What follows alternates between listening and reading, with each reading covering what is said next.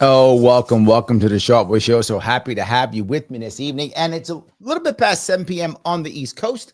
And I wasn't sure what I want to do this day because today is a special day. This time of year is always special for me because for those of you who don't know, November 10th, yesterday, was the Marine Corps birthday. And not only was it the Marine Corps birthday, it was a special Marine Corps birthday, the 250th birthday for the Marine Corps. And as I always say, I look good for 250. So yes, me and my other Marine brothers and sisters, so happy to have you guys around. And I say it often, the Marine Corps saved my life. And I mean that literally. I am not a fan of the draft. I do not think we should be drafting people, but I do think that if it is right for you, you should join voluntarily if you see fit. And I want to talk about that today. The idea of the draft, military industrial complex, things like that today, because the second thing is today is Veterans Day. So some of you know the origin of Veterans Day. Some of you know the origin of the Marine Corps birthday. Some of you don't. So let me give you a little bit of background, which I think you may enjoy. Veterans Day was actually initially Armistice Day. And what does that mean? That was from World War I. The war was to end on the 11th hour of the 11th day of the 11th month. So it ended November 11th. At 11 p.m. is when the war ended officially. That was the armistice. Now, it was not a peace treaty. Yes, it was not. And I go, wait a minute. Well, the war ended. Correct. The war ended and it was not a peace treaty. I want to be very clear. That matters a lot. There was no peace treaty. It was an armistice. It was a ceasefire.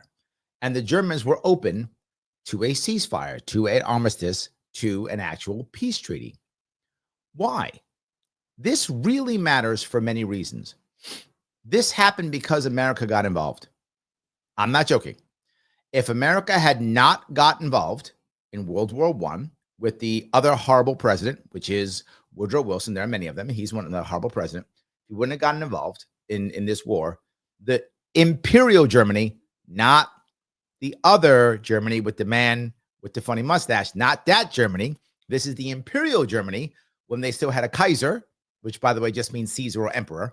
When there was an emperor of Germany, they would have won World War I. If they would have won World War I, Europe would have been dominated by Germany. Fine. It wouldn't have been that special Germany, just would have been another imperial power. Germany probably would have been eventually migrated to some type of a constitutional monarchy, as the UK did. The Russians were already collapsed. Everyone says no one could beat the Russians. The Germans did. The Russians surrendered to the Germans. There were no troops on German soil, and the Germans still surrendered. Why do I say that?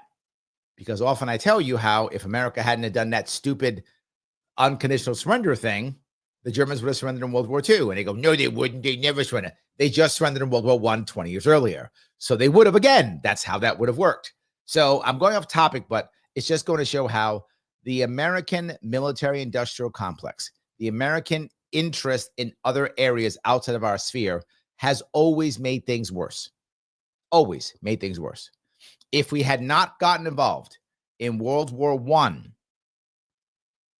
however, World War II, if it would have even happened, would not have been that way. There's no rise of the H-man, the guy with the funny mustache from Austria. Doesn't happen. Why? Because he wins the war and there's no backstab and there's no reason for him to move forward. And that whole movement never happens. Doesn't happen. There's no camps. I mean, maybe not. Maybe in Russia, maybe they might have. Look, anti-Semitism is everywhere, so it might have happened in Russia. Maybe, I don't know that, but it wouldn't have happened in Germany. That wouldn't have happened. That happened because of us and us getting involved. If we wouldn't have been involved, Germany would have won that war, and everything changes. But we got involved. I'm not done though. Why does this matter? Because Woodrow Wilson jumped in and he said we should have a peace. He was going to try to broker this thing. People don't know that because it completely failed. He wanted to have peace without victory. And he had a 14 points plan in World War I. He's going to come over and he's going to have these 14 points, how we're going to end this war, peace without victory. I'm not joking. That's what he said. Look it up if you think I'm making this up. That was his idea. So what happens? These people spent 4 years losing millions of their young. And he thought they'd be like, well, let's be friends. They were horribly vindictive. Of course they were. They had thrown millions of young men into a meat grinder of death. They had lost an entire generation of young men. Of course they were. Of course they were. But Woodrow Wilson didn't get that. And of course, the Congress was like, why are we involved in this again? So we walked away. Literally. He started it, and then we walked away. Whoa, I haven't seen that happen before. No, that's been happening for over 100 years. We start stupid shit, then we walk away. And it gets worse. That's what we did. So we went in there, tried that, messed up, walked out, and everything fell apart. But there was a UN before the UN. It was called the League of Nations. The League of Nations. The League of Nations didn't have America in it. Why? Because our Congress was like, why are we involved in this stupid shit, Woodrow Wilson? Why are we doing this? Walk away. And so we walked away. And League of Nations had no teeth. It shouldn't have existed anyway. It was dumb that we even got involved in it. They should have made their own kind of NATO or something, but we got involved and screwed everything up. So anyway, I bring all of this up to create Armistice Day, which became Veterans Day. So prior to us getting involved in World War I, which was the beginning of our empire building, and World War I was 1914, we got involved in 1917. What happened 3 years before that? Oh, right, the Fed. Got to have some way of funding wars. Those 4 years were the end of America as we know it. Those 4 years wrecked everything. Debt, imperialism, warfare everywhere, everything horrible, all from that time frame. The glorious Woodrow Wilson and how horrible he was with everything. So anyway, I brought that up for that reason. That's Armistice Day. Now, here's a better way. Here's a better one. Marine Corps birthday. November 10th, 1775 in Tun Tavern in Philadelphia. It was created. Why? Because sailors were very good. Sailors were very good at sailing and at cannoneering and things like that. I think someone brought this up on my radio show the other day. But they weren't very good at ship-to-ship fighting, right? They weren't good soldiers, soldiers of the sea. They weren't that. So what do we need? Marines. That's where the Marines came from. The Marines came from being ship-to-ship fighters. That's what they were for. Swinging across and shooting and stabbing and saber and pistol and things like that. That's what they were from. And that's where the Marine Corps began. And it moved on from there. The elite of the elite, the craziest of the craziest, and that's who they were. And the phrase devil dog, by the way, comes from World War I. It does come from World War I. In the Battle of Belleau Woods, the Marines were fighting the Germans, and they wouldn't stop coming. And they weren't accustomed to that. They weren't accustomed to charges. They weren't accustomed to constant fighting. The French were a broken force. The Marines were not. So as the Marines kept coming and kept fighting, no matter what the Germans did, they called them Teufelshunden. Teufelshunden in German means devil dogs or devil hounds. So yes, so hounds of hell. And that became translated to devil dogs. That's where we get our name, devil dogs, from World War I, from the Battle of Belleau Woods. And it's actually a ship. I was on it called the Belleau Wood. So yes, any case, that's where that comes from. Interesting history for you guys. Why do I bring this up? On this Veterans Day, I would like us to think what has been harming our veterans more than anything is the military-industrial complex. Our veterans are doing their best to do the right thing for their country. Sadly, the country does not do right by them. We have been sacrificing our youth, sacrificing our young men and women, but obviously far more men than women, but both, on wars that don't mean anything for us. They don't mean anything for us. The last time we were attacked where we should have been at war at all was World War II. Since then, when have we been attacked? Where we've gone to war? Well, 9/11. Okay, 9/11 maybe. So we should have gone in and taken out Saddam. That's what I'm saying. I mean, I fell for it, didn't I? Osama bin Laden, and then moved on. How does that get us in all the wars throughout the entire world? It's a colossal waste of time, money, and energy. And worse, it is a waste of the valor and the patriotism of young men who would defend their nation if they had to. And now many of them don't want to anymore because of what they saw and what has happened. It has become a massive grift. As the famous Marine Smedley Butler said, War is a racket. It's a way of making money, and it's embarrassingly bad. And we've seen that since.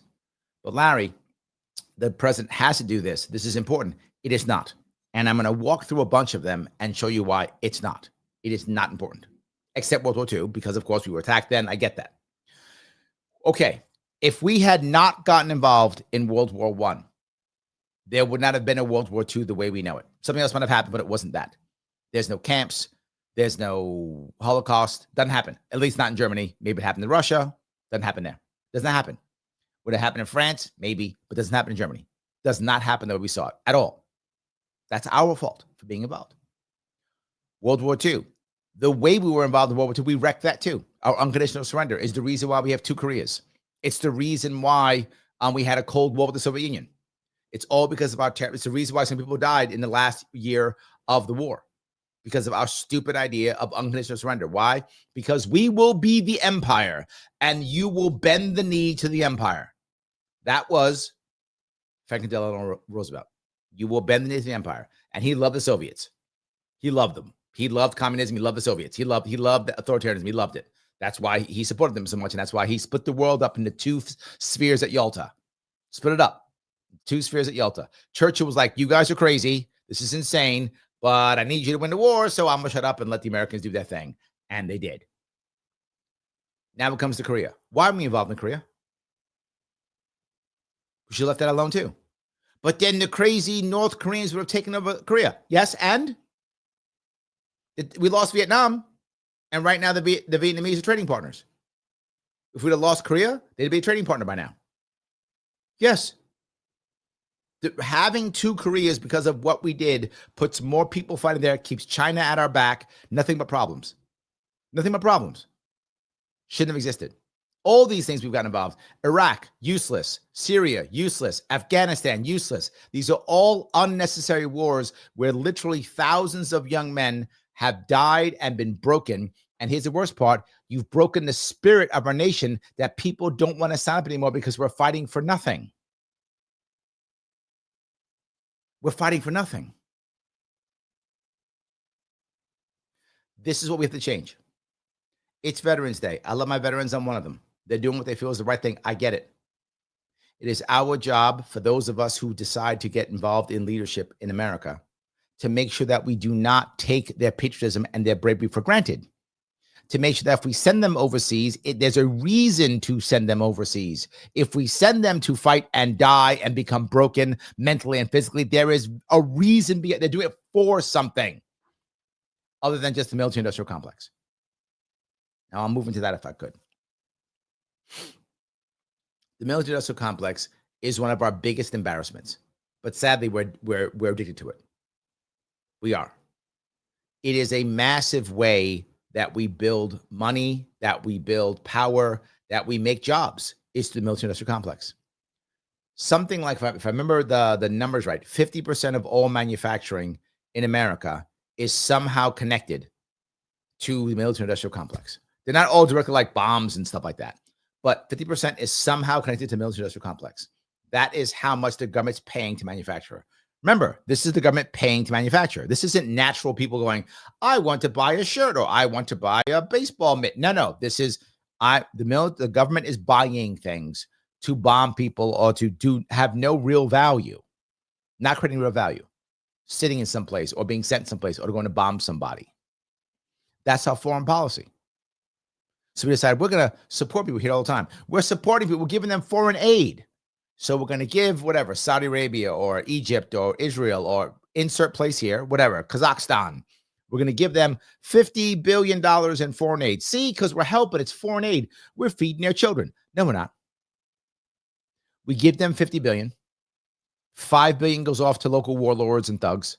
$5 billion goes off to the top guy and his family. And then $40 billion of that $40 billion left, $5 of that billion kind of gets divvied out to some people locally so it could say something. And the $35 billion comes back to us because they buy weapons from us. So we just bought jobs. We bribed their locals. We bribed their leadership so they feel loyal to us. Because why? Because we keep giving them checks, right? So we literally keep giving them checks so they stay loyal to us because we buy them. Remember, in most parts of the world, you can't buy loyalty, only rent it. So we rent the loyalty until the checks run out. And then we buy jobs for us over here. And the money and the debt keeps going up. And here's the hard part. If you're here, particularly in New York State, upstate New York, huge military industrial complex jobs.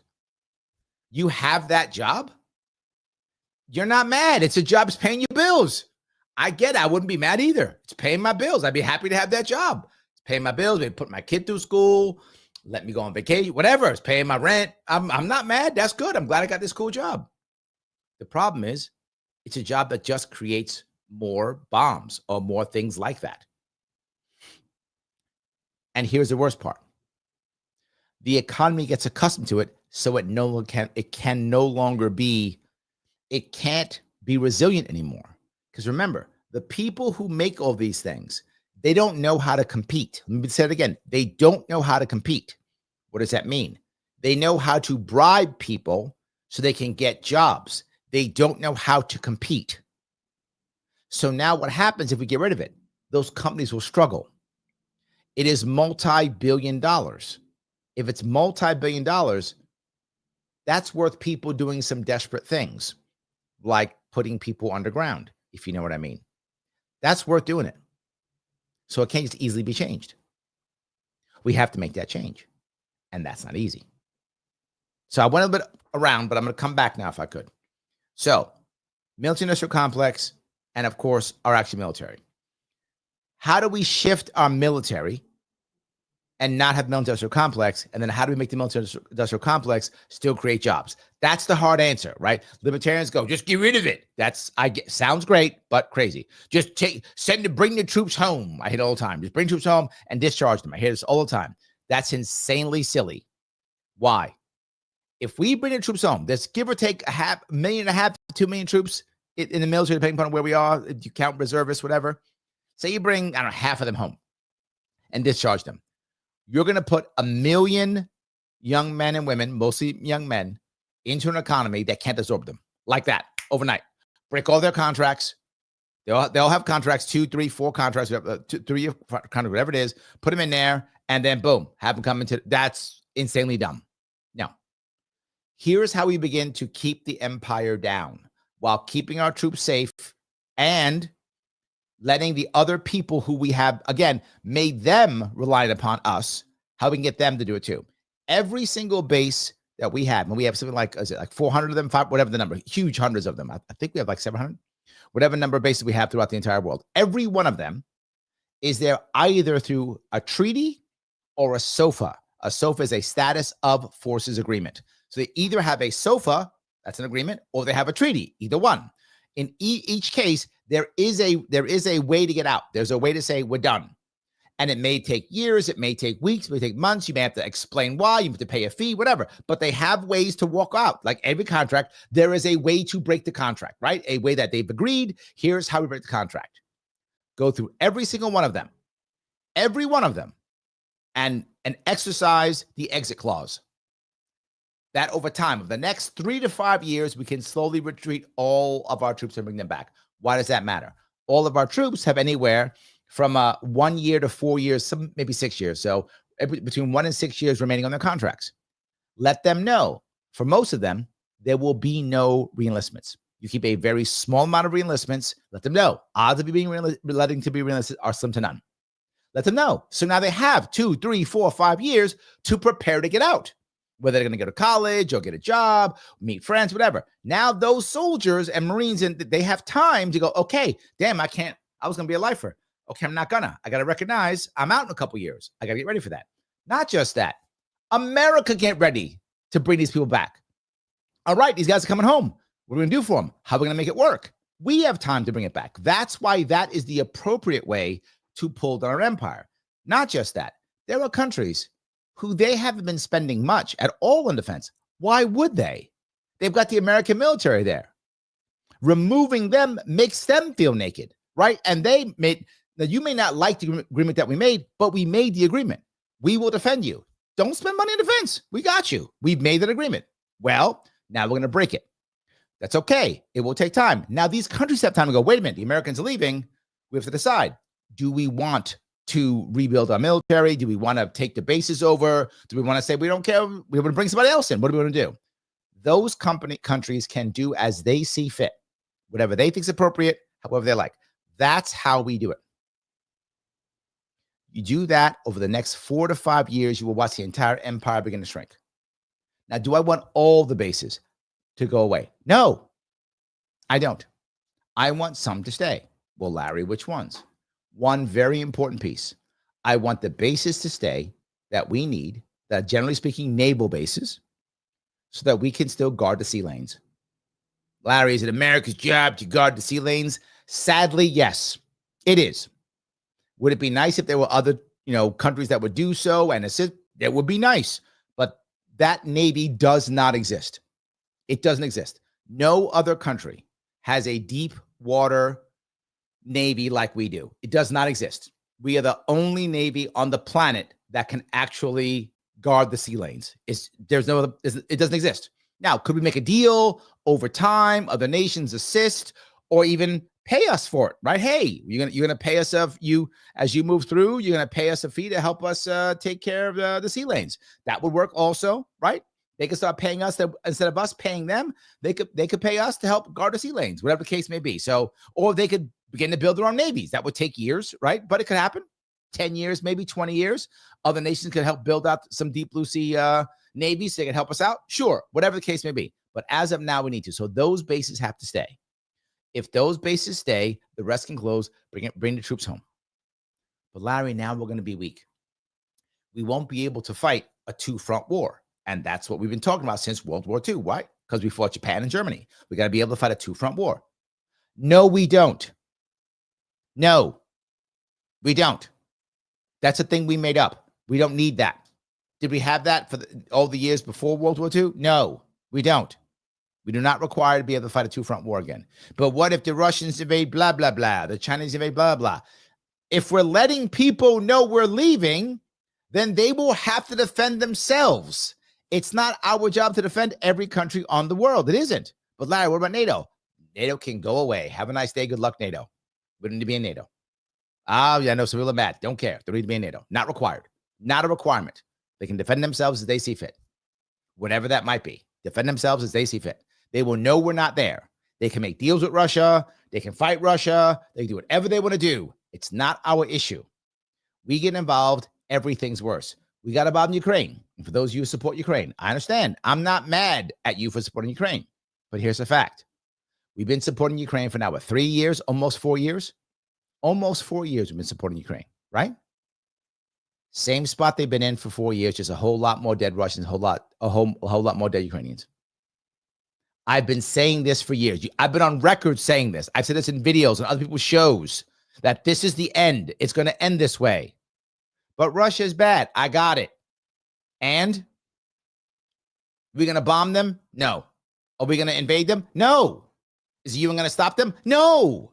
This is fantasy. It's not going to happen. We bombed Iran for nothing. Are we going to be punished for it? No. No. We're not going to be punished. Neither is Russia. No one's going to be punished. I'm not equating the two. I'm just saying, but things happened, right? I mean, obviously, the attack in Ukraine is far worse than bombing Iran, obviously. But the point being, no. No one's going to be punished. You can be mad about it, shake your fist, go to the UN all day long. And while you're virtue signaling, millions of people are dying.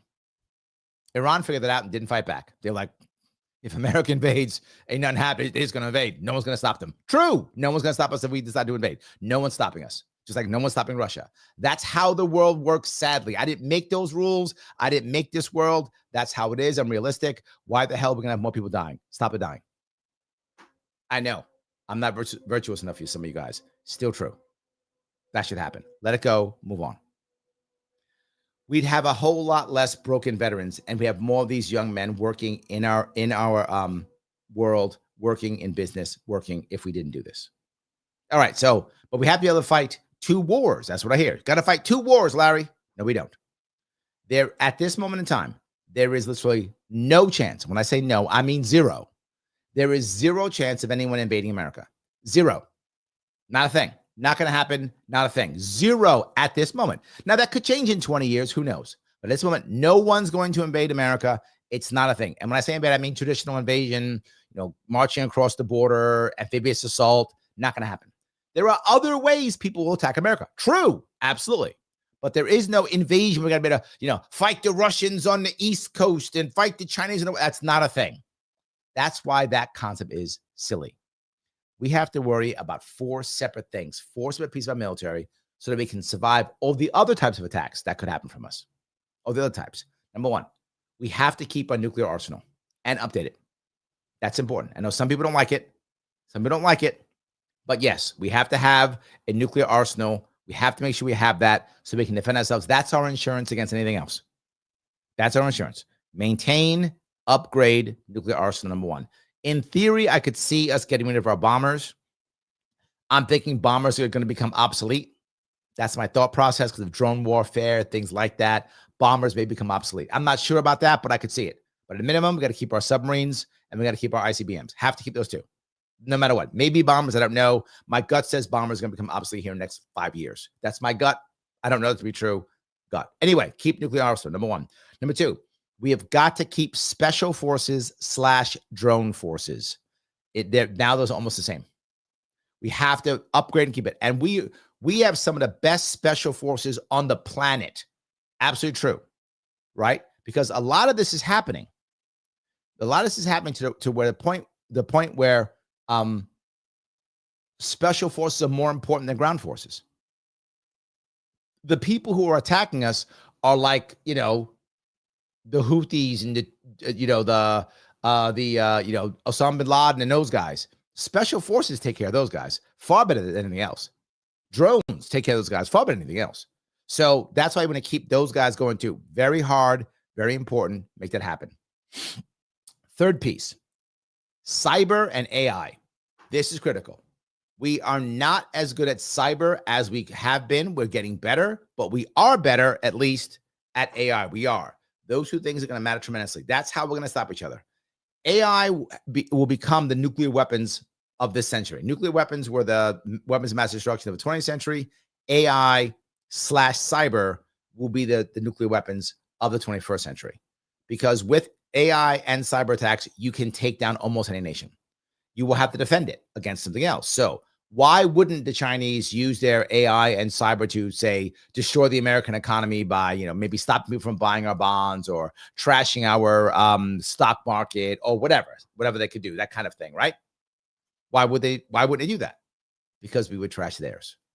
Mutually assured destruction. That is how we didn't nuke each other. That is how we won't AI cyber attack each other. We have to be strong on this also to make sure that happens. And then lastly, we need to have a naval presence strong enough to protect sea lanes. Those 4 things is what the American military needs to have. That's it. That's it. But Larry, what about tanks and stuff? The Marine Corps already got rid of his tanks. We're seeing it already. Tanks are already going away. Already getting rid of them. The days of World War II are over. That's not how it works. People want to use that, they can go use that if they want to. Not going to happen for us. Those days are already over. Those days are gone. End that stuff. That means we could easily have a military. 200,000 people. 250,000 people. Done. That could be the entire military. That's it. That is the most important piece. If we do that, that will change everything. Now, here's the problem with that. If we go down that road, if people go, you know what, Larry, you're right. In the next 5 years, we can reduce all that spending, change everything. We can probably reduce, spending on the military by 50% easily within a year, or within the year, I'm exaggerating, sorry, within 4 years. We could actually, take our footprint down, not spend as much money. That'd be great. And that would be great. But we got a problem. All those jobs. It's a lot of jobs going there. It's a lot of jobs and a lot of money. Remember, all those billions we spend, that's military industrial complex making money. Now, let me ask you, if I walked up here as president of the United States and said, I'm going to make all these changes, and the military industrial complex said, wait a minute, hold on. You're going to get rid of X billions of dollars of our money? Yes. And we get nothing for it? Correct. Oh, I might find myself underground. I might have an accident. Yeah, that could happen. Billions of dollars? That could happen.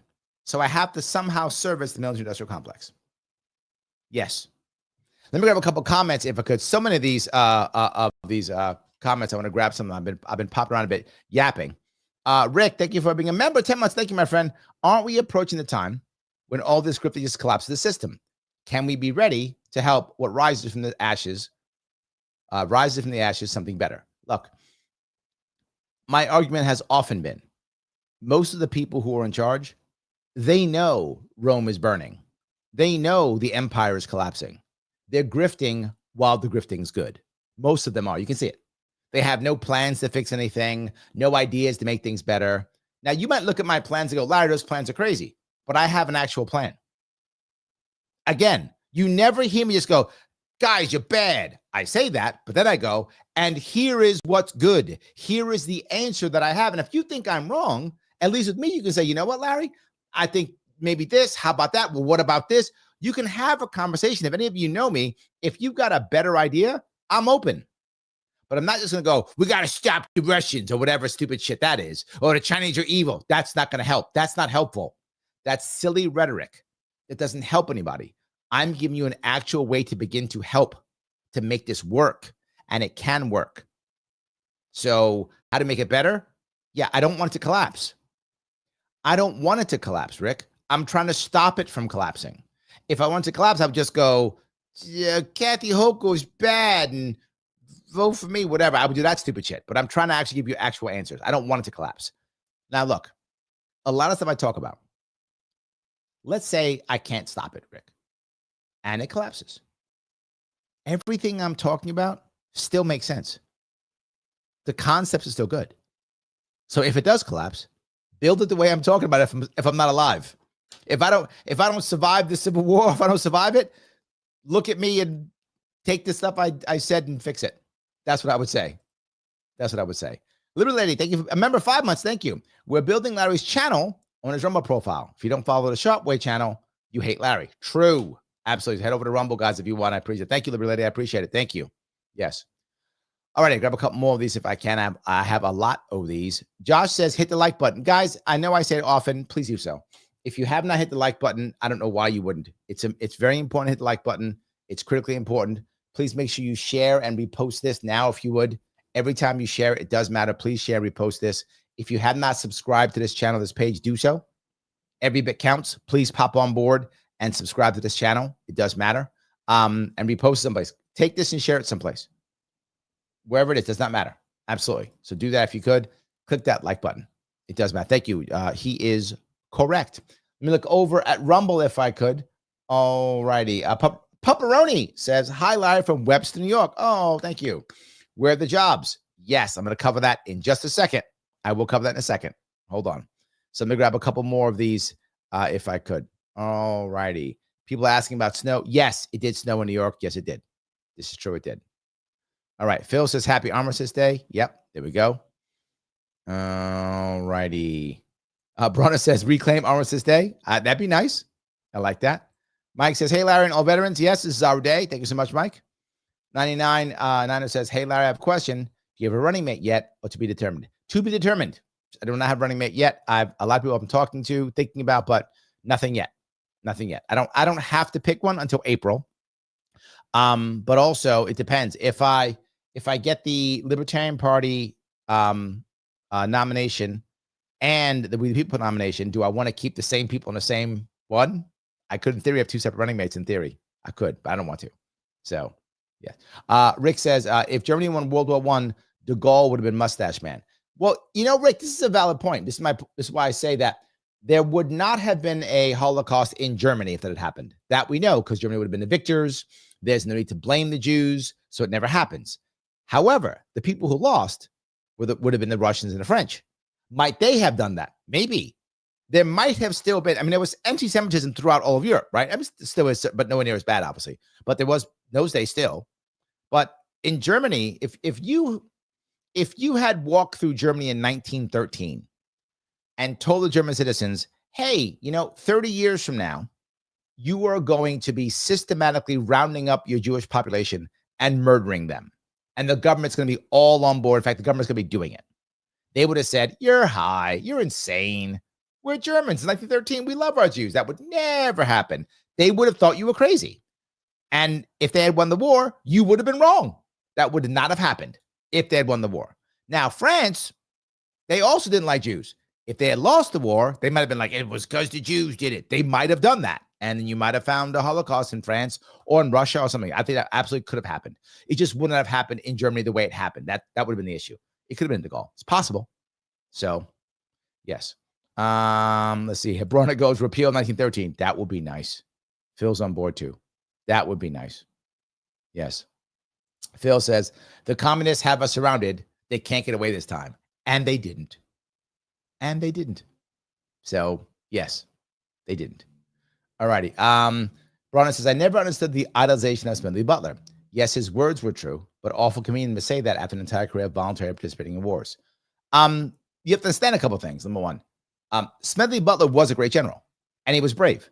So there still is a value of looking at a person for their other good traits, regardless. I mean, I think it's so true, right? And maybe he was learning afterwards what he had been through, and he regretted it. So people do learn, right? They do learn. I say this all the time. I am very different than I was when I was 19. When I used to think bombing worked, Bronner. It's true. I used to think, oh, yeah, we'll just bomb them and then America will be great. I used to believe that. I don't anymore, but I did believe it. If you had asked me at 19 years old, how are we going to handle whatever the Russians bomb them, we'll invade. I was a hardcore Marine. I thought that was the answer. I could do it myself. Damn it. I'm going to go there and take care of myself. I thought that would work. So maybe it changed. But even if you don't like it, you hear me on this channel very often say things like, hey, I disagree with what this person did, but I can still respect the game. I can still respect the other skill sets. So yeah, I think Smedley Butler was a great general. So yeah. Gene says, my 3 sons are veterans. The eldest is a disabled veteran. Oh, I'm sorry to hear that. So Phil says Kazakhstan, very nice. Yes, you didn't know I know those little countries in there? Kyrgyzstan, Tajikistan. I know those guys. There we go. E6022 says, at least colonization was honest. Not sure about that, but yeah. Phil says, one of the richest men in Afghanistan was a translator who was responsible for translating when bribing the warlords. He would add an extra digit and pocket the difference. Yeah, and that's a thing, right? We give a lot of money to warlords throughout the entire world. It's a common thing. A lot of our debt and or taxpayer dollars goes to warlords. It's a common thing. Yes, absolutely. So, let me walk down a couple more of these roads. E6022 goes on to say, bring the troops home, have them build and staff hospitals, healthcare problem solved. In theory, but the problem is, not every soldier, sailor, Marine needs to be in a hospital for sure, obviously, right? But I'd have them build things, labor problem dealt with. Building is good. Most veterans, not all obviously, but most veterans will be very happy to be building things. Very happy to be building things. Many of them want to work with their hands. Many of them want to. Yes. Rick says, China's cranking out ships and the civilian ships are not so civilian either. Yes, but even their ships, they aren't, you're right. They are, but they don't have a massive deep water fleet yet. And they're still at least 10 years away from having a massive deep water fleet that could actually do the job that we do on the high seas. Most of the ships they're putting out right now are made for a possible invasion of Taiwan, which, bad for us, obviously, if that happens, but those aren't the same types of ships required to do, to do anti-pirating, right? Those types of things. They aren't. So, yeah. All righty. Let's see if I go here. The Liberty Lady says, I thought the president currently in charge ran on no war. He did run on that. That's true. He did. It didn't go that way, but he did. You're right. He absolutely did do that. Yes. All righty. Mike says, Rick, estimate is China will have 2 times our Navy by 2029. Depends on how you look at that, right? Navies are measured in different ways. One of the ways is total tonnage, dispersed, and also number of ships. So, but when it comes to modern warfare, particularly if you're looking at things like anti-piracy, and projecting power, we're looking at carrier groups. I think America has 14 carrier groups in that area, a little over a dozen. I think it's 14 carrier groups. 14 carrier groups can project power anywhere, right? And while carriers may not be great anymore for modern day warfare, they can be destroyed by drones or big ICBMs or cruise missiles and such. When it comes to fighting pirates, oh my God, a carrier group is amazing. Fighting pirates, oh my God, it's amazing. That's like, yeah, you put a carrier group in the straits of so and so, there's no pirates there. Pirates go away. There's no pirates there. So yeah, so I think that's a piece for sure. So, all righty. Rick says the lessons of North Korea, Libya, and now Iran shows the folly of not having ready nukes. True.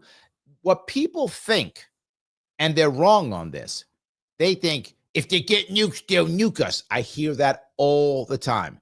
Literally zero evidence of that ever. Not a thing. The only people who nuked anybody when they got nuked was us.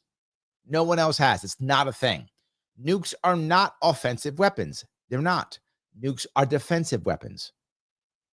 And it sounds crazy, but they are. If you have nukes, you don't get invaded. That's why you want nukes, to not be invaded. If you have a nuclear shield, you don't get nuked. That's what people want. They want you not get nuked.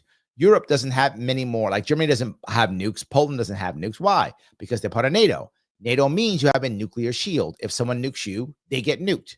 And what does that mean? Defensive. You're defended. If you have a nuclear umbrella, you are shielded. What does Iran want? A nuclear umbrella. They don't have one. They've been talking about getting one from Pakistan. I think it's a great idea. Something like, what? Yes. Let the Pakistanis give them a nuclear umbrella. Then it's over. They can stop fighting. They can stop going for nukes. They can end it. They want to get nukes for your point. It's defensive. You hear all the time, the warmongers. Second they get nukes, they're going to nuke Israel. That is insanely stupid. Absolutely not true. Zero evidence of it. Will never happen. That's just propaganda. None of that's true. If they get it, they might start talking trash about Israel all day long. They might do that. They might do other things against Israel, like they might maybe do some other types of attacks and such. Maybe because they'll now have the nuclear shield. That could be true, but they're not going to nuke them. That's not a thing. That's why would they do that? We got 2 nukes. Great. Get rid of both of our nukes so we can nuke Israel. For what possible reason? Then they have no nukes left.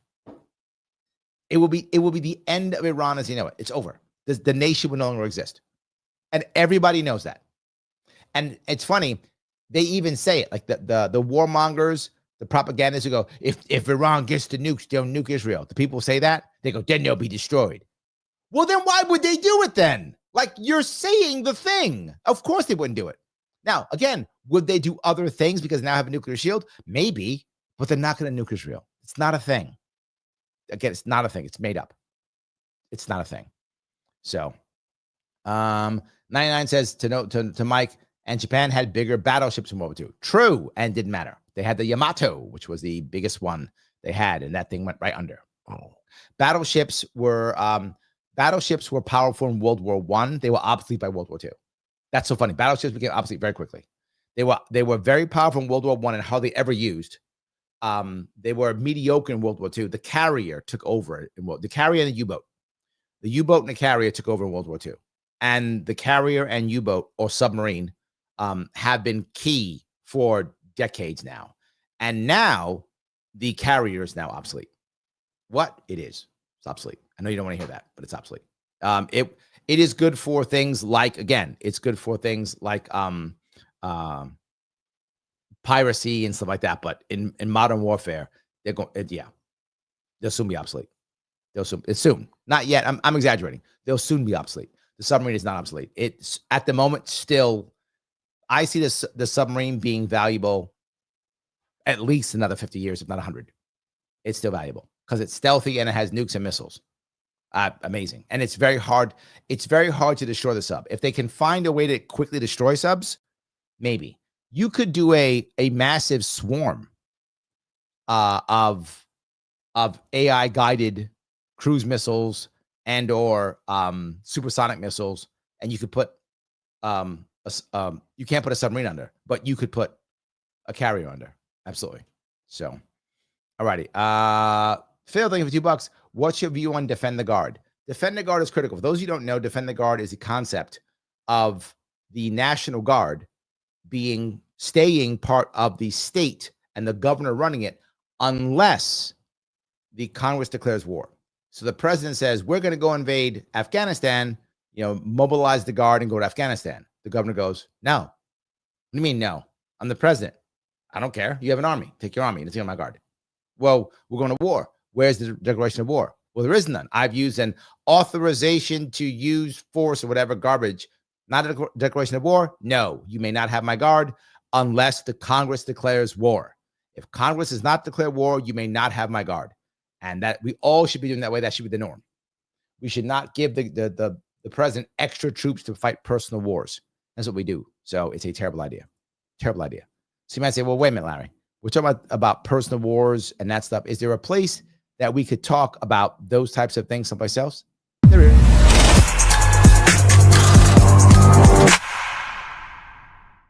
You knew it was civil, right? I mean, of course you did. It's always civil. So yes, uncivil. Let me show you that right now. Because I had actually too many of these. That's the funny part. With this one, I actually had too many of them. Usually I give you one cool one. Here, there's actually too many of these when it comes to the military-industrial complex. Of course, you gotta do Scott Horton because you have to. So of course, he's talking about ending the war on terror. I'm doing great. How are you doing? I'm doing well. I've been a fan of your stuff for years, but I was trying to figure out if we've ever met. I knew Justin, and I know Kelly. Now, these are the guys. Scott Horton's going to tell you why we have to end the war on terror, and he's correct. Some of you may be mad, not like Scott Horton. I don't care. You're wrong. He is correct. Watching this one, he says it's time to end the war on terror, and he's correct, and we should, and we absolutely should. But that isn't the end. There's actually more. I have another one. If I can find it here. Hold on. Did I find it? Yes. And this is Tulsi Gabbard. Back when she was talking about ending war. It is so great to be here with all of you at such a critical and important time. I'm grateful that you have taken on this most critical cause of defending our freedom. Now, she's saying defending our freedom by not going to regime change wars.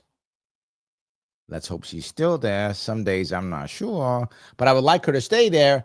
She's having this conversation at Freedom Fest. You guys know I'm an ambassador for Freedom Fest, and all the Freedom Fest stuff, guess where it is? It's on Civil.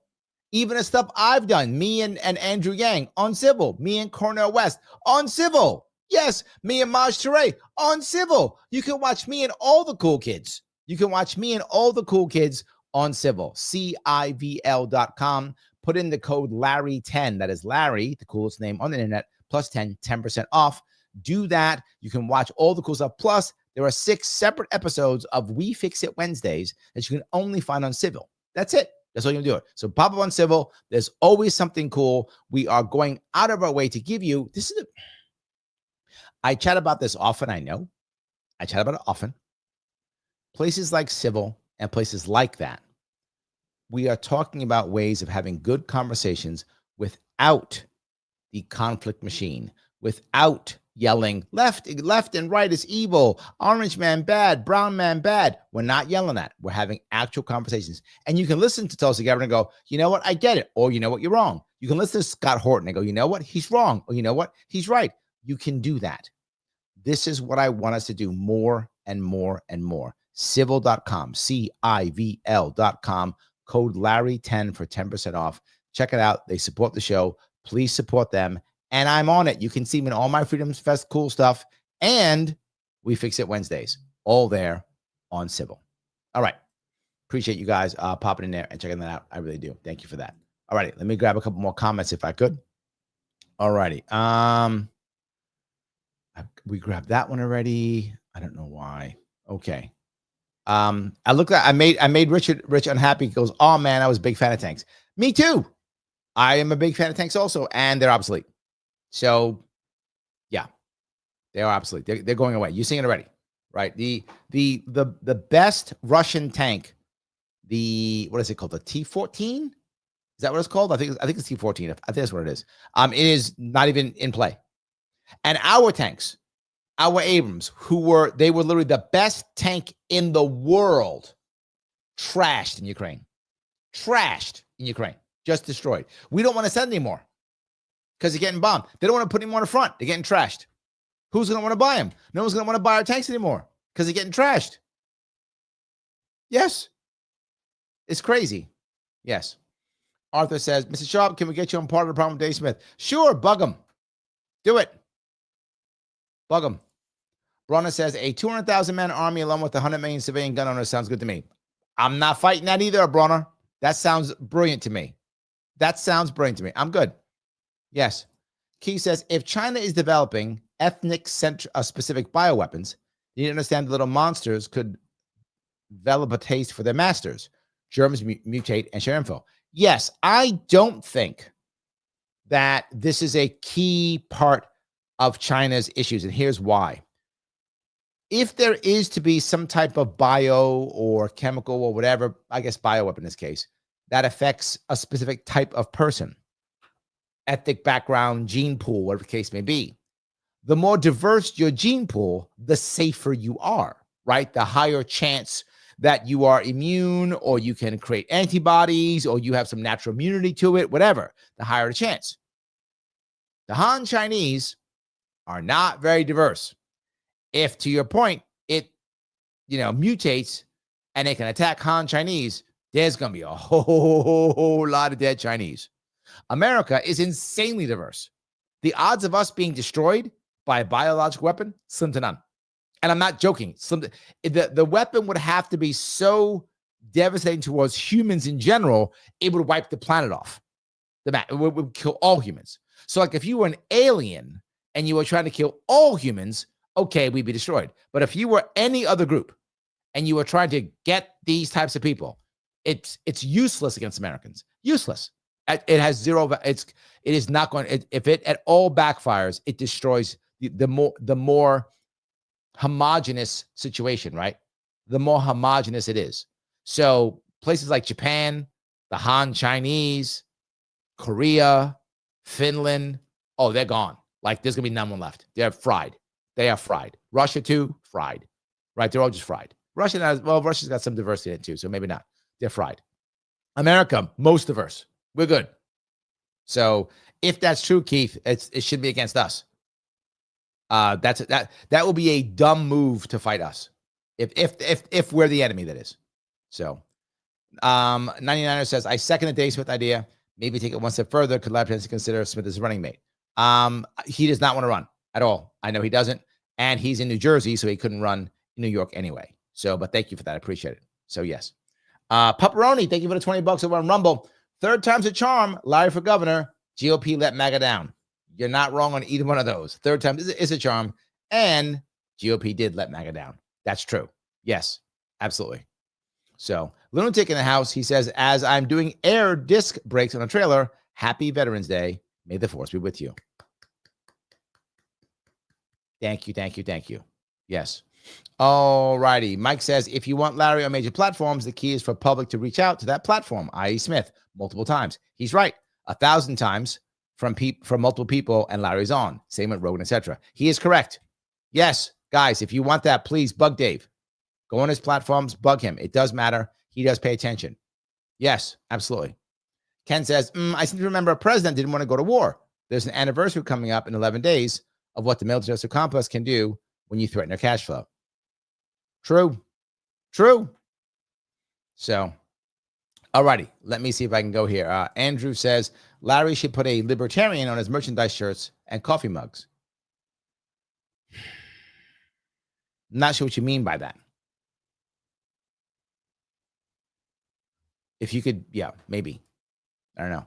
Giselle says, but diplomacy and foreign is not working anymore. Okay, let me now move to the next step. Thank you for bringing this up. Perfect timing, Giselle. I'm not going to bring the next part. People ask about the jobs. How do we cover this? All right. As we begin to pull out, that will take time. There will be people who will not want us to leave. I'm not joking. And they may even be violent. Why? If we are there in the area, and one of the reasons you find the Middle East is, and other areas, they're actually happy we're there. Some people, I'm talking a segment is happy. Why? Because as long as we're there, we're the bad guy. And their terrible government and their terrible leadership is, well, we'd be great, but the Americans are here, so that's why it sucks. It's all the Americans' fault. Please don't leave. Don't leave. Keep giving us money. And we keep giving them money, and we stay, and they go, see, it's all the Americans' fault. That's why we can't be better. It's a common problem throughout the entire world. As we start moving out, they will be unhappy. There will actually be violence in an attempt to keep us there, right? So, because what happens is we'll try to leave, and then someone will be like, oh, let's go blow this up or bomb this or kill this, destroy that. And then the war hawks in America will go, see, we can't leave. The second we leave, they start killing people. I'm not joking. That will happen. We have to know that in advance, ignore that, and leave anyway. Larry, we can't do that. Reagan did. Beirut. Reagan did. Because even he knew it was worthless. Get out. After the bombing of the Marines in Beirut, he left. He said, this ain't going to work. I don't want to kill any more Marines. I'm out. That was the right move. We must do the same thing. But you're saying, but wait a minute. Now diplomacy isn't working. It will have to work because we won't be there. People are rattling their sabers all day, screaming and yelling because America's there. You think France is yelling at Russia because France thinks France can beat Russia? No. France is yelling at Russia because France thinks it has all of NATO behind it, to include Trump and everybody else. What happens if he didn't have us? France would be quiet. Well, just kidding. We love Russia. We always have. They'd stop yelling and screaming. They would stop. Yes. It's not working because we're there. It's what Ron Paul says. They don't hate us because we're free. They hate us because we're there. They actually would love to be free. They don't want us to be there. We should leave. We should leave and trade. I don't want isolationism. That's a bad idea. I want non-interventionism. Let's trade with them.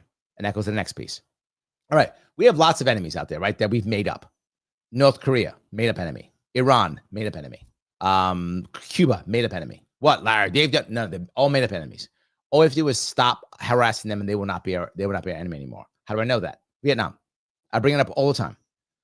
We put more bombs in Vietnam than we put in Germany and Japan combined. We bombed Vietnam more than we bombed Germany and Japan combined. We spent 10 to 15 years, depending upon how you measure it, in their country, killing millions of them. Millions of them. There's still people to this day who are walking around without arms and or legs because mines blew their body parts off. We're the trading partner. And they told us, remember they told us, if we lose Vietnam, it's the domino theory. If we lose Vietnam, the whole world become communism. That happened. I mean, we're doing it ourselves here in America, but the Vietnamese didn't do it. In fact, Vietnam fell and Russia and the Soviet Union fell. And China became more capitalistic than it's ever been. So none of that worked. It was all garbage, all lies. So it doesn't happen that way. That's the thing they told us. It's not true. Vietnamese were never our enemy. The Koreans were never our enemy. They weren't. Well, they invaded South Korea. It's their goddamn country, and they wanted to unite their country. We decided that, no, we're going to come in and not, you can't have it because us. We decided that. It's their country. The Vietnamese won their war, and what happened? The Vietnamese are better off now than they were when we were bombing them, and the Koreans were better off than when we were bombing them. Now, as we begin, why does North Korea even exist? Why wouldn't they unite Korea? Why can't they unite Korea? Right? They've been talking about why not. Only one reason. Because we have troops in South Korea. That's the reason. Why? As you see, the Russians feel the same way as the Chinese do, as the Israelis do, all these wars. They're wars to create buffer zones. That's what they're all about. All about that.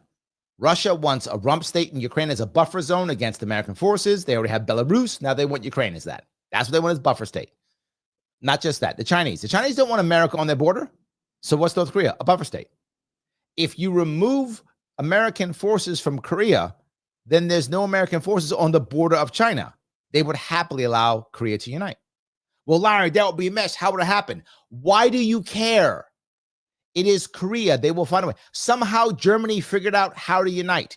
And it has been trouble for them. They're still paying a price for it. Being separate for those 50, 60 years, whatever it was, 50 years, was not easy for the German people. They have still suffered. They're still growing pains from that time. But they're Germans. It's their country. Let them unite as they see fit. Leave them alone. The Koreans will suffer if they join. They will. And they'll decide on their own. They are Koreans. Let them join their country as they see fit, and they'll have their own problems. We have our own problems with our civil war, and we're still having problems from that. And it's our country, and we'll deal with it. I don't need the Russians telling us how to deal with our shit, or the Chinese, and the Koreans don't need us. They will unite their country as they see fit. And the Chinese will let them. They're like, good. Americans gone, unite. And whatever issues and problems they have, they will deal with it as they see fit. It's not our job to do that. It is theirs. They are Koreans. Leave them alone. Done. But if we move away, then the Chinese will invade Taiwan. Okay, since when is Taiwan an American state? Let me be very clear what's going to happen to Taiwan. I've been saying this already. Taiwan is going to become a part of China. That's going to happen. You can say it's not if you want to all day long. No one's going to invade China. No one's going to stop them if they want to invade. It's not going to happen. And they're not going to invade because they don't want to bomb Taiwan. They don't want to destroy Taiwan. They want to keep Taiwan. They like all the factories there. They like all that. They don't want to get rid of that. Why do you think the Taiwanese leadership is now buying land and stuff in America and putting factories in America now? Why? Because now it's a great time to invest in America? No, because they know in a couple years, 5, 10 years, there's going to be some type of peace deal or treaty they sign that's going to give them back to China in some way. It'll be, two systems, one country or something like that, which is a lie. 30 years, do what they did with Hong Kong. 30 years later, just annex them overall. But the leadership knows that. So they need to have their connections in America. So when that treaty happens, they can go, yeah, I'm just going to go check on my factory over in America. I'll be right back. And they don't come back. So all the leaders get to go escape to America. Just like in Hong Kong, what happened? All leaders, they escaped to Britain. Same thing. This is it's history rhyming, right? So the leadership in Hong Kong that wanted to escape went to England or to Britain, right? Because for those of you who don't know, Hong Kong was, when it was leased from China to the UK, it was officially a part of the United Kingdom.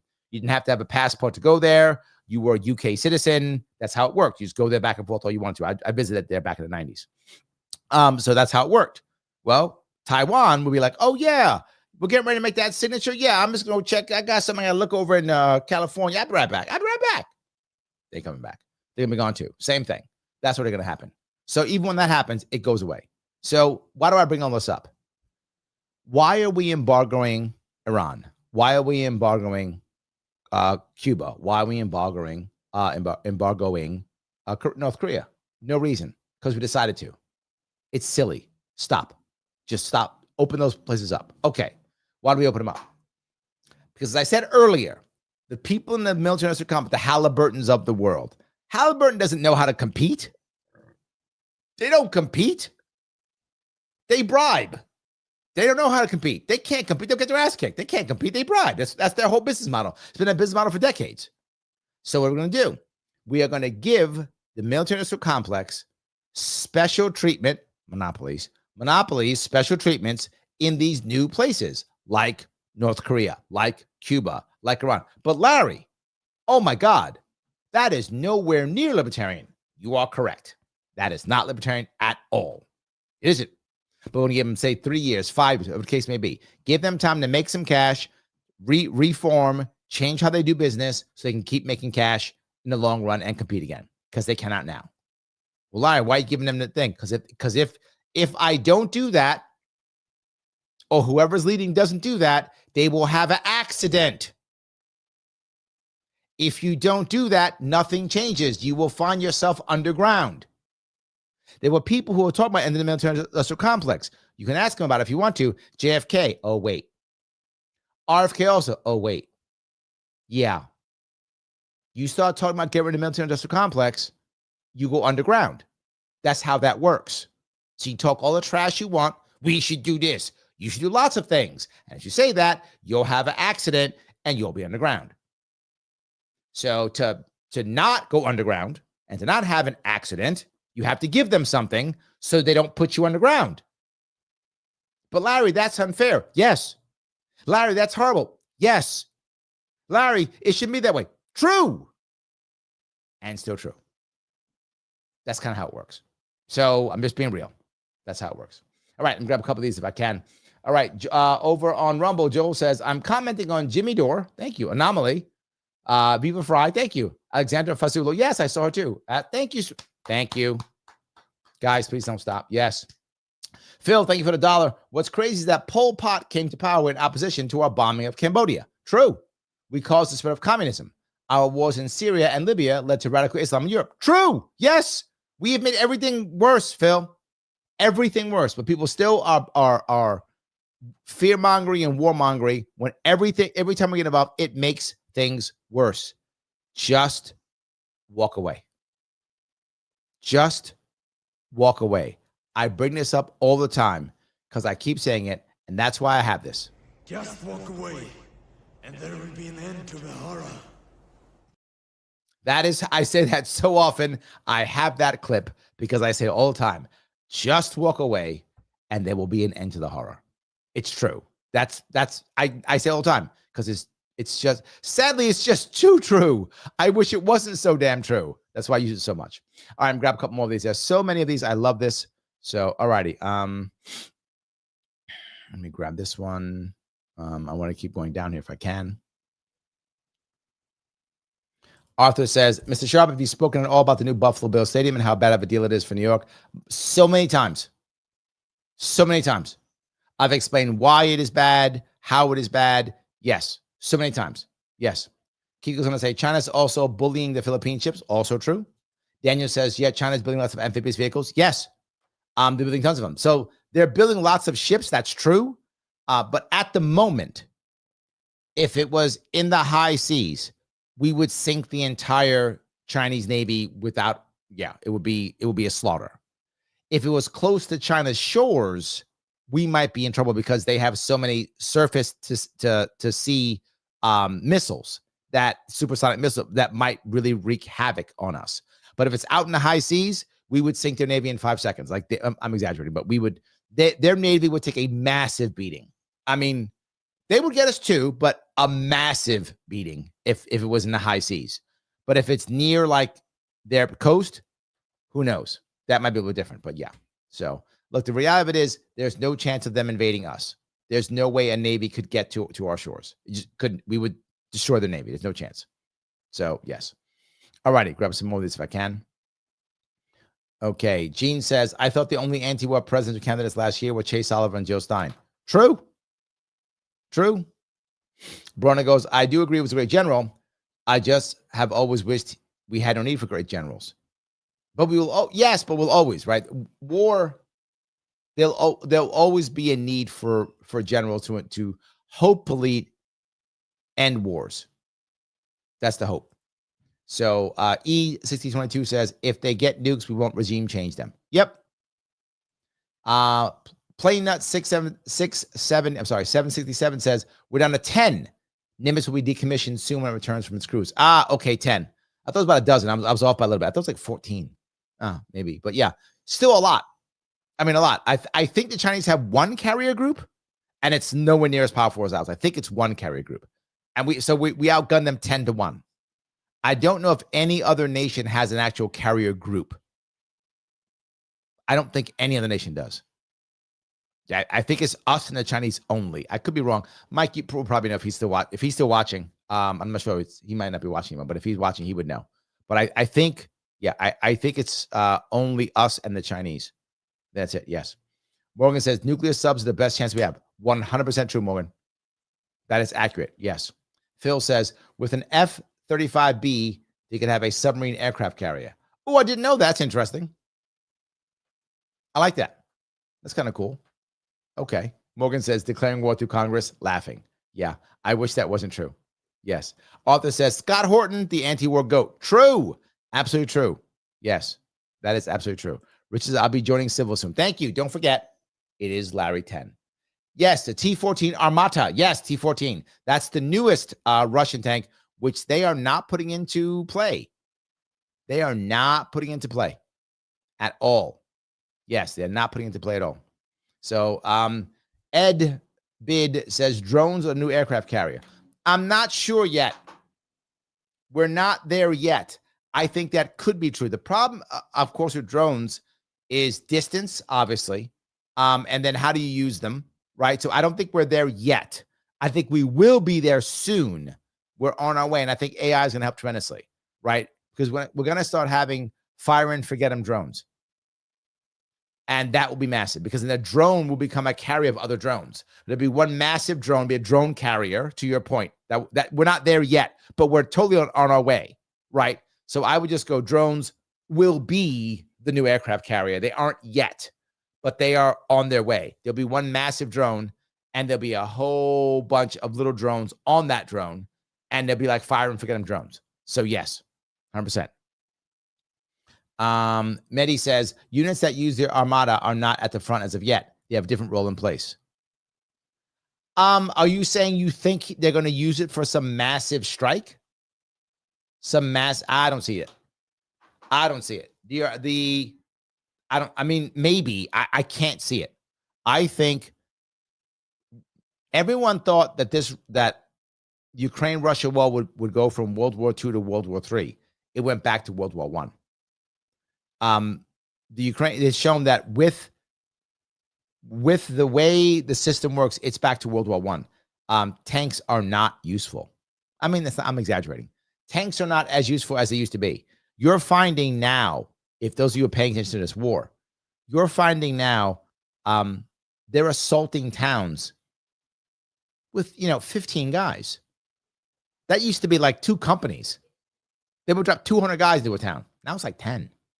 I mean, it's very different because you can't put 200 guys into a small area. Drones will destroy them. So you can't do that. You're actually finding that most of the last couple lines of supply line is through, fire teams of 2 to 4 people physically bringing water and ammunition and clothing. They're not bringing tanks or armored personnel carriers in there anymore. They can't. They get bombed. They get blown up. So, yeah. So I'm going to build a X $1 million tank. It's going to come on out and get blown up by $1,000 drone. So, yeah, I don't see it. Phil says they have American Abrams tanks in Russian museums now. Yes. Absolutely. Yes. Many says the T-90 is the best combat-proven tank as of right now. Is as far as tanks go in tank-to-tank combat, there is no better tank in the planet still than the Abrams. And the Abrams is getting its ass kicked. And that's the best tank. Now, when it comes to the best, if you're saying overall, maybe the T-90, because the T-90 can be easily pulled out after it's destroyed and rebuilt. Right? That's the advantage of T-90. There's so many T-90s, and both sides use T-90s. Right?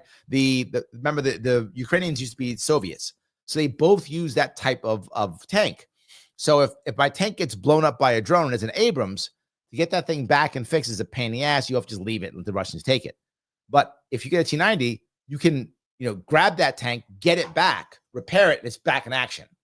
That's the advantage, right, of that. Unless the whole thing blows up, the top blows up. The problem with the T series in general is they have an auto loader that is actually in the turret. Why does that matter? The American tanks, Abrams, have a separate magazine that is covered and defended in the Abrams tank. So when the tank is hit, it generally doesn't explode, right? It generally does not explode. And the crew can survive and run out. The problem is now, once they blow the tank up and the crew gets out, drones chase the crew down and kill the crew. Back in the day, they didn't have drones who would blow up, kill the crew. So if the tank got hit and blasted or blown up, the crew would get out and escape and run, grab on the tank, whatever, get back in the fray. That doesn't always happen now. The T9, all the T series, they've got this. It's an auto loader, right, which is in the turret. So when it gets hit, often the ammunition explodes. And when the ammunition explodes, it's called the cook-off. When that happens, it cooks off, and literally the whole thing blows up. Everybody inside dead. So the crew is destroyed, the crew's killed, the tank is trashed. That happens far too often with the entire T series. It isn't as bad with the T-90, but it's bad. The Abrams has the advantage of, as a general rule, it has a much higher crew survivability rate, which means you're not constantly retraining crews in theory. In practice, it hasn't been true. So, all right, I hope that makes sense at least. All righty.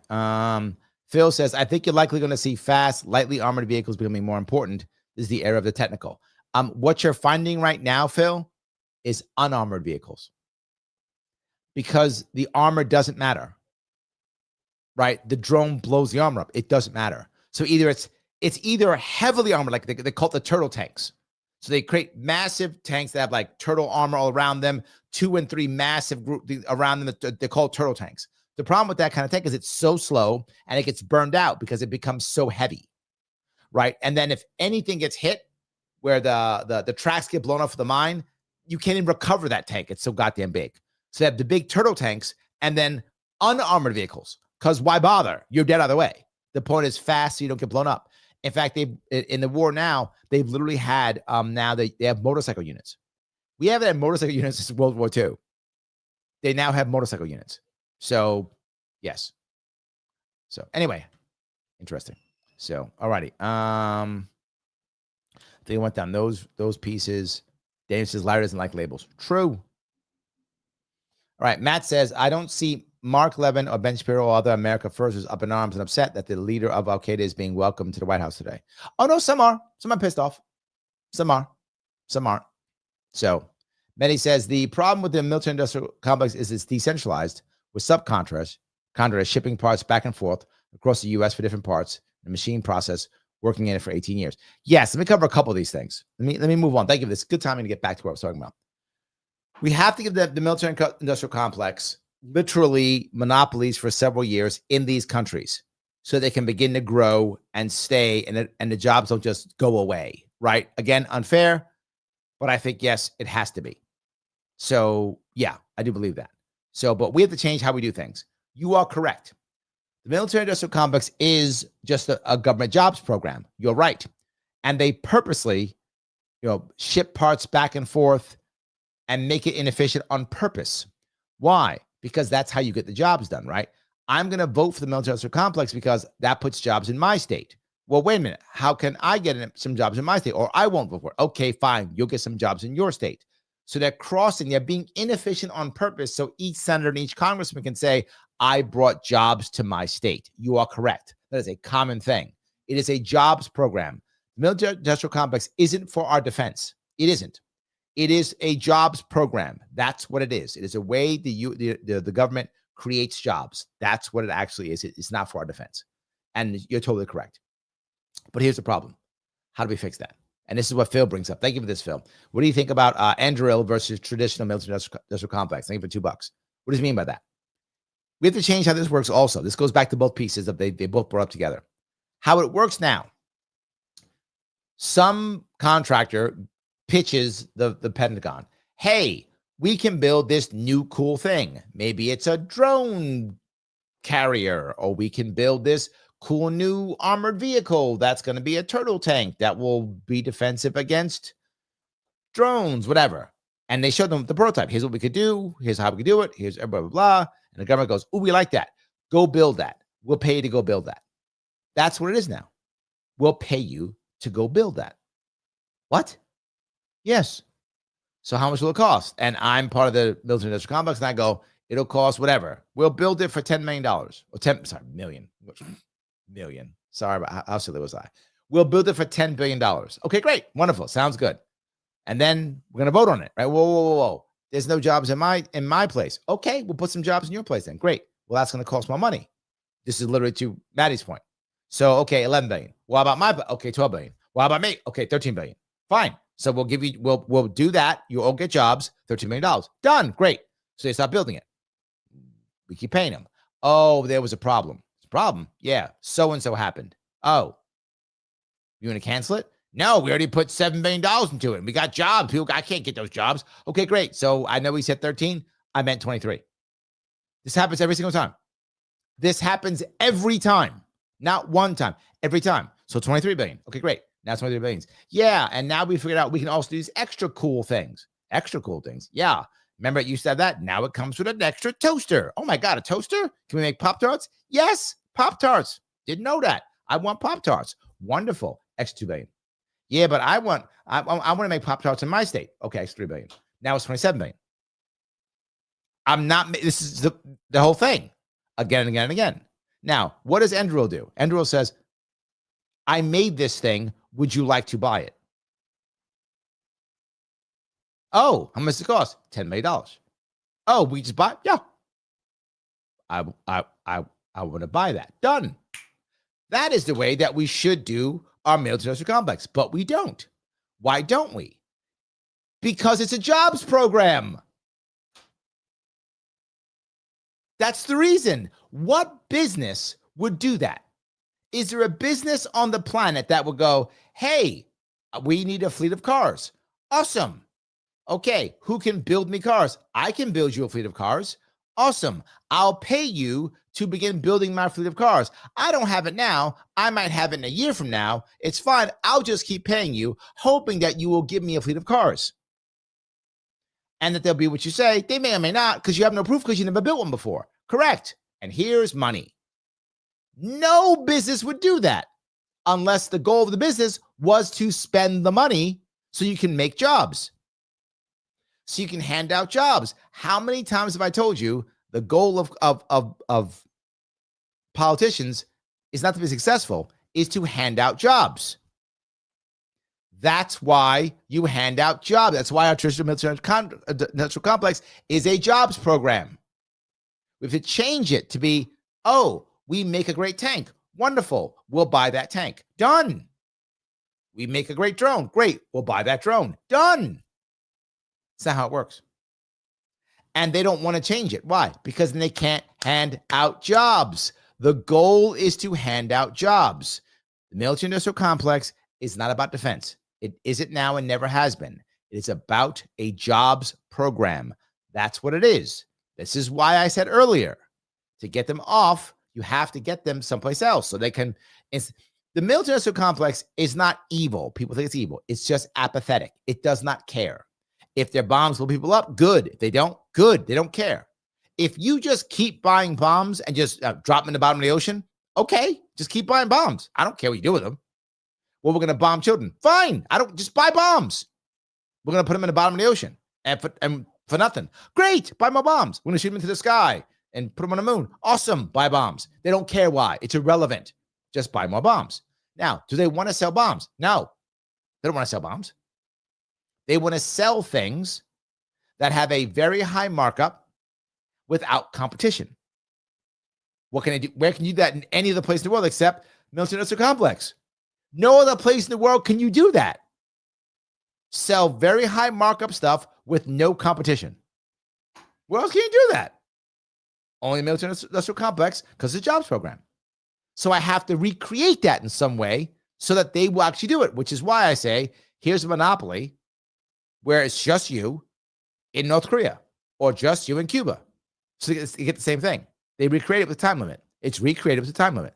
People still have jobs. Well, now I'm not building bombs. I'm building trucks, or I'm building computers, or I'm building banking software. Whatever. I don't care. They don't care. They'll build whatever. They don't care. It is about cash and jobs. So if you can give out cash and jobs, you still win. That's how we fix it. That's how it's changed. And I know that's not libertarian, but there is no other way around it without flattening yourself on the ground. So, yes. All right. Morgan says, it's astonishing that typical Americans have more emotional ties to countries on the other side of the world than they do for someone living in their community. Yes. Morgan, I wish that was wrong. But you are absolutely correct. Yes. Totally true. So disappointing. So, all right. Morgan's going to say compete through monopolies. Yeah, exactly. Yes, absolutely. All right. Keep going down here again. Morgan says suddenly unalived. Yep. Absolutely true. Lunatic says, I can't stand Jimmy Dore. Guy became a millionaire from YouTube, and he was the biggest parrot for a mask and 6 feet until he was affected. He's a coward and a clown. Well, he has a large audience, and I'd like him to be on a show. So, Jimmy, do not listen to Lunatic. I want to be on the show. Done. Am I that transparent, Lunatic? I kind of am. So, yes. Arthur says, how do you feel about the U.S. pulling out of NATO? Should have happened a long time ago. Should have happened a long time ago. Look, I was never a fan of NATO, but I understood why it existed. I got the concept behind it. Once the Soviet Union fell, NATO should have gone away, or at least America should have pulled out. If If Europe wants to have its own type of military alliance or something, good for them. I'm not mad at them. They should do as they see fit. We should not be here. Lunatic is correct. Screw NATO. I agree. It's not our issue. If the Europeans want to have their own thing, awesome. Not my issue. We don't have to be there. I agree. Yes, 100%. So, all righty. And Andrea agrees. NATO is useless as there isn't a USSR anymore. True. Yes. Keith says we don't have to worry about military invasion. We have rednecks. That's funny. But we have a population that would resist. So, yes. Morgan says, doesn't the U.S. Navy patrol the world shipping lanes? Yes, and I don't want them to stop, Morgan. That's the issue. Until we have other ways of making that work. Yes, and it should keep doing that until we can find another answer. I do want us to keep doing that until you find another answer. Yes. So, Stop the Madness says, I think the UK might have a carrier group. I don't think so. I don't think so. They haven't had one in a long time. It's never been a big thing. So, yeah, I don't think so. I could be wrong, though. Let me see. Mike says, nation with carriers. Yeah, UK, Italy, India. Yep, I knew that. France. Yeah, I knew that. But I don't mean a carrier. I should have been clearer. A carrier group, that type of attack group, right? Mike, you know this, but for those people who may not know this, a carrier isn't, I mean, carriers are carriers, right? But there is a carrier group. It is a way of putting a fleet together that in itself, it becomes almost like it's almost like a floating city. I'm not joking. It's almost like a floating city. And America has many carrier groups. I don't know if other nations have carrier groups. I know the nations have carriers, but I don't know if they have that specific. I should have been clearer. Thank you for bringing this up, Mike. I don't know if they have that type or not. I'm not sure. So, yeah. Monothread says swarms are already a thing. Yes, but the swarms currently are not run by AI. They will be at one point, but they're not currently run by AI. So, yeah, you will see that eventually that will be the case. And then how do you stop that? So, yeah, I don't know how you stop that. So crazy. All right. And also they're saying, I know a lot of people are talking about, you can use electromagnetic pulses, EMPs. Yeah, but that destroys everything. I'm not sure. So you guys talking about Gundams. Yeah. That's the future of war. The future of war is what Daniel says, power armor. Power armor is the future. The future is what Robert Heinlein wrote in the book, not the stupid movies, the book Starship Troopers. That's what it's really about. It's about the we will eventually have Iron Man suits, right? That will eventually be the future whenever that is. So yeah, at one point it will be that. So yes. Morgan says, it's nice to hear someone with combat expertise speak politics. Thank you. Thank you for that. I appreciate that. I do appreciate that. Yes. Minor Threat says, Abrams runs on expensive jet fuel. Abrams are super expensive. 100%. Yes.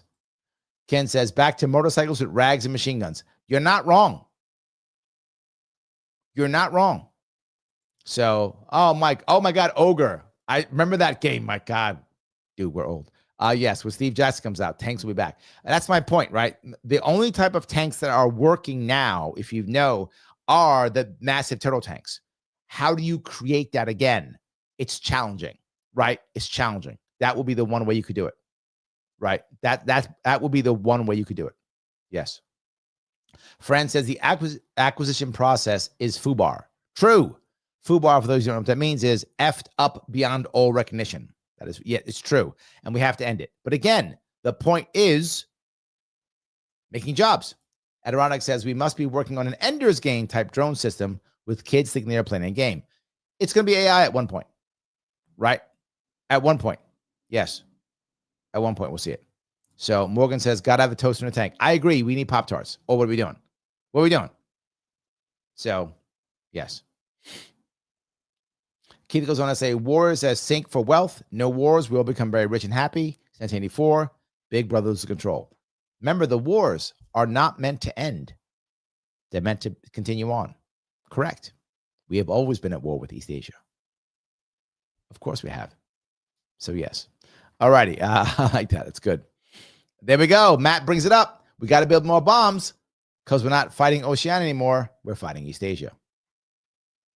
100%. True. We got some changes on Door. Mastermind says Jimmy Dore is a dirty joke fake. Man of Threat says Dore is great. So we got some different pieces there. Arthur says, agree with you on NATO. Thank you. I appreciate that. Mike says, yes, they all have Oh, okay. Thank you, Mike. I did not realize that. I didn't realize the carrier group was the standard anymore. I did not know, or was the standard. I did not know that. So there we go. Learn some new information on that. Thank you for that, Mike. I didn't realize they did carrier groups. Master does say, though, it's not a carrier group without the ice cream ship. So, Mike, do they have ice cream? So, now Mike says 6 additional nations have carriers, but no groups. There we go. I knew they didn't all have carrier groups. I was aware of that. I didn't know which ones were which. So, there we go. That sounds good there. That's good. Phil says there were 14 carrier groups at the end of the Cold War. That's where 14 came from. I remembered 14. That's where they came from. That's where it came from. There we go. All righty. I appreciate that. Now I'm getting it. Mastermind goes, I'm doing my part. True. I love that. All righty. We can go through that. Okay. I do appreciate it. Guys, this is the perfect time. The perfect time for you guys to do me a favor. There is a link in both in Facebook, Rumble, and also on YouTube. There's a link to the advocates. It literally says link to the advocates. Go take that specific link, pop on over to theadvocates.org, and take the National Security and Foreign Policy Individual Single Issue Survey. It is the perfect time to do so. Go take it right now. Head on over there. Click the link specifically in that in the description in Facebook, description, Rumble, description on YouTube. Click that specific link. Head on over and take this survey. Why am I asking you to take this survey? Because this is the Advocates for Self-Government. It's free, costs you nothing, a little bit of time. I want you to take it because it gets people talking. It matters. More conversations, better for everybody. The Advocates for Self-Government is changing policy, but more importantly, changing culture, getting people to talk about how we can be self-governing. That must make Lunatic happy to hear that. Yes, right? More people should be doing it. You take this actual survey, answer questions, and then share it. Once you're done, share it, right? Here we go. How much national defense do we need? The United States does not need to project military power around the world. We only need a military large enough to deter invasion.